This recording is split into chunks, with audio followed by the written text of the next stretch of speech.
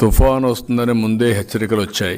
అయితే ఇన్ని రోజులు హెచ్చరికలు చేస్తున్నా, భయంకరంగా వర్షాలు పడతాయని చెప్పుతున్నా ప్రభుత్వం ఏమాత్రం కూడా శ్రద్ధ తీసుకోలేదు. శ్రద్ధ తీసుకొనుంటే డ్యామేజ్ చాలా వరకు కంట్రోల్ అయ్యేది. మామూలుగా ఎప్పుడైనా సరే ప్రభుత్వాలు జాగ్రత్తగా ఉంటే, వాటర్ మేనేజ్మెంట్ సమర్థవంతంగా చేయగలిగితే కరువును కొంతవరకు ఎదుర్కోగలుగుతాం. అయితే తుఫాన్ లాంటివి వచ్చినప్పుడు మనం తుఫాన్ నిలపలేం, కానీ దానివల్ల జరిగే ప్రాణ నష్టం, ఆస్తి నష్టాన్ని పూర్తిగా కంట్రోల్ చేసే పరిస్థితి ఉంటుంది, నియంత్రణ చేసే పరిస్థితి ఉంటుంది. అప్పుడే ప్రభుత్వం యొక్క సమర్థత, ప్రజలకు ఏ విధంగా మేలు జరుగుతుందో అర్థమవుతుంది. కానీ ఈ ప్రభుత్వాన్ని చూస్తే నేను మొన్ననే చెప్పా, పనిచేసేటువంటి వ్యక్తి జగన్మోహన్ రెడ్డి గారు, ఫోటోకు పోజులు ఇచ్చేటువంటి వాడు చంద్రబాబు నాయుడు గారు.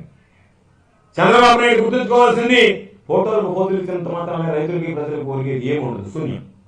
నువ్వు నిజమైనటువంటి ప్రజాసేవకుడైతే, నీకు నిజమైనటువంటి ఆలోచన ఉంటే, నువ్వు అధికారంలో ఉన్నప్పుడు ఏమి చేసావో చెప్పు, అధికారంలో ఉన్నప్పుడు ఎందుకు నువ్వు చేయలేకపోయావో చెప్పు, అధికారంలో ఉన్నప్పుడు నీకు ఎందుకు చిత్తశుద్ధి లేదో చెప్పు. ఈరోజు మీకు మాట్లాడడానికి, చేయడానికి ఏమీ లేదు. కాబట్టి ఈరోజు ఆస్తి నష్టం జరగకుండా, ప్రాణ నష్టం జరగకుండా ఎక్కడికక్కడ ముందస్తు చర్యలు తీసుకోవడం, ముఖ్యమంత్రి సమీక్ష నిర్వహించడం, అధికార యంత్రాంగాన్ని అప్రమత్తం చేయడం, అధికార యంత్రాంగం ఎప్పటికప్పుడు దానిని సమీక్షించడం, ముఖ్యమంత్రి కార్యాలయం సమీక్షించడం, ఎప్పటికప్పుడు ముఖ్యమంత్రి గారు ఏ విధంగా జరుగుతుందనేటువంటి దాని మీద వెంటనే ఆదేశాలు ఇవ్వడం.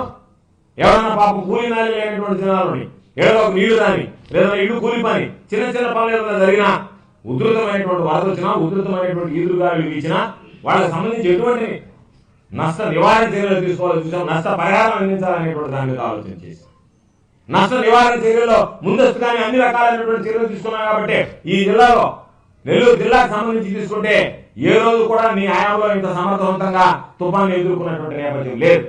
మొట్టమొదటిసారిగా ఆస్తి నష్టం కానీ, ప్రాణ నష్టం కానీ జరగకుండా ఈరోజు నిరోధించగలిగామంటే ముఖ్యమంత్రి జగన్మోహన్ రెడ్డి గారు ఇచ్చినటువంటి స్పష్టమైనటువంటి ఆదేశాలు.